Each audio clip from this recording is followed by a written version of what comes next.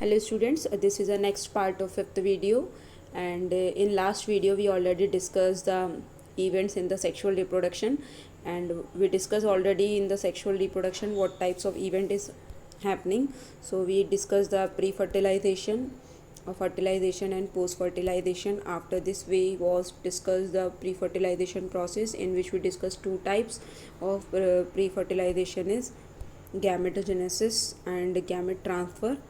Okay, and after this we discuss this diagrams and gamete transfer, and today topic is fertilization, which is the next topic. Okay, so we are taking from the first paragraph. Fertilization, what we see in the fertilization, the male or female gamete fusion together is called the fertilization. Okay, so जो different gender के जो gametes होंगे means male और female gametes, और जो एक साथ मिलकर फ्यूज़न करेंगे उसी को ही हम फर्टिलाइजेशन बोलते हैं. सो द मोस्ट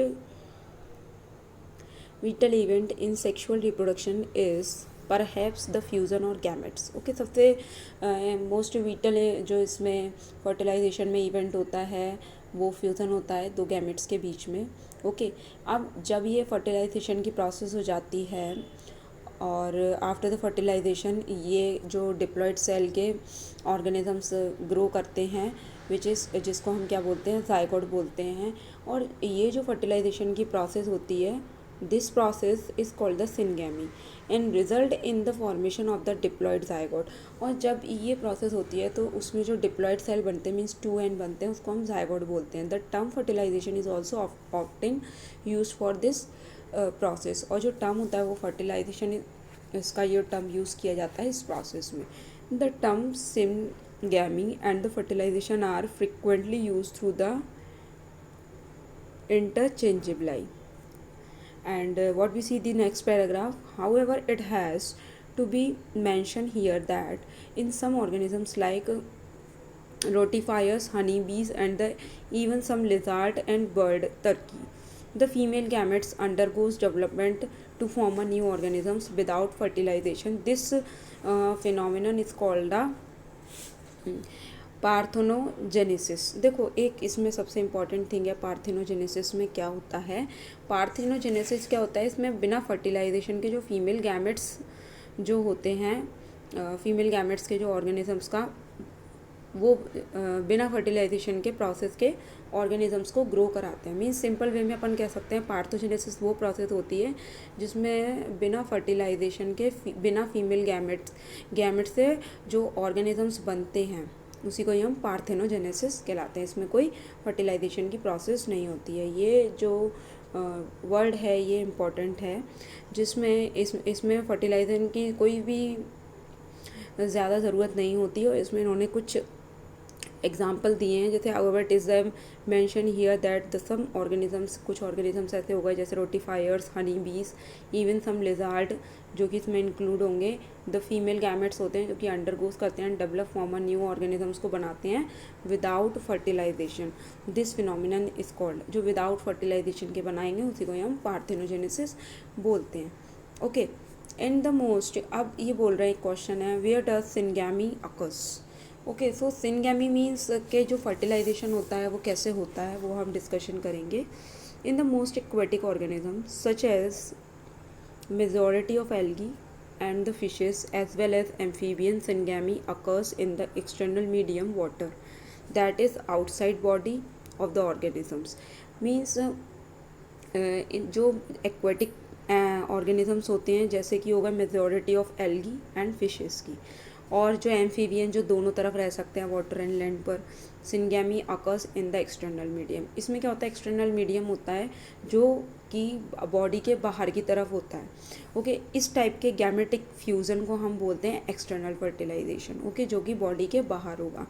अब दूसरे वर्ड्स में हम बोलें, organisms exhibiting external fertilisation show great syngamy synchrony between the sexes and the release a large number of gametes into their surrounding medium. और क्या कहता है, large number of gametes release करते हैं उनके सराउंडिंग में, जो कि मीडियम है वाटर, एक मीडियम का काम करता है जो गैमेट ट्रांसफ़र करता है. in order to enhance the changes of the syngamy. This happens in the bony fish, और ये किस में होता है, bony fish होती हैं जो, and frog where the large number of offspring is produced, जिसमें large number of offspring बनते हैं new. A major disadvantage is that the offspring are extremely vulnerable to the predators and threatening their survival up to the adulthood.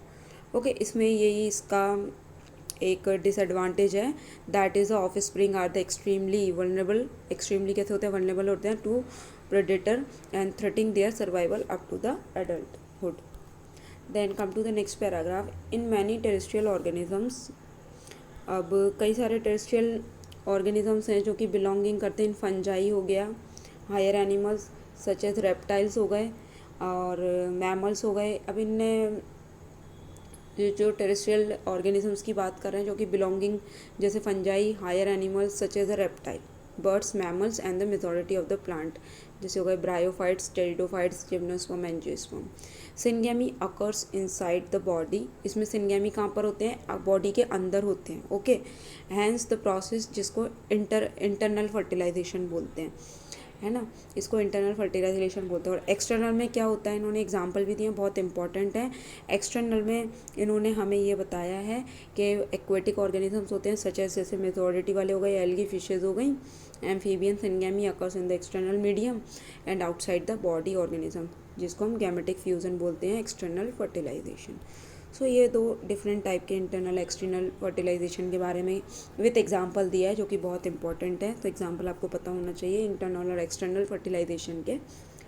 In this organisms egg is formed inside the female body. Okay, इसमें क्या होता है, जो organisms होते हैं उसका egg कहाँ पर होता है, बॉडी के इनसाइड होता है, वेयर द फ्यूज़, यहाँ पर फ्यूज़ कराते हैं with the male gametes. In organisms exhibiting internal fertilisation, the male gametes is motile. जो मेल गैमेट्स होता है मोटाइल होता है, मूवेबल होता है, and has to reach the egg in order to fuse. और कहाँ तक पहुँचता है, एग तक, order to fuse with it, और फ्यूज़ करता है उसके साथ. In this event through the number of sperm produce in very large number. जो नंबर ऑफ स्पर्म होते हैं वो बहुत लार्ज नंबर में प्रोड्यूस होते हैं. There is a significant production in the number of eggs and produce in the, और क्या करते हैं, प्रोड्यूस करते हैं इन सीड प्लांट्स. और सीड प्लांट्स की बात किया है. However the non motile male gametes, इनमें नॉन मोटाइल होता है, नॉट मूवेबल होता है, और ये करता है carried female gametes by the pollen tube. ये पोलन ट्यूब के थ्रू फीमेल गैमेट्स को लेकर जाता है. सो ये वीडियो का फिफ्थ का नेक्स्ट पार्ट फिनिश हो गया, जिसमें हमने pre fertilization and fertilization discussion किया. नेक्स्ट वीडियो में हम पोस्ट फर्टिलाइजेशन डिस्कशन करेंगे.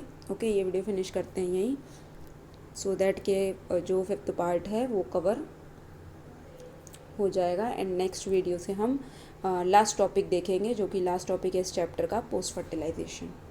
Okay, thank you.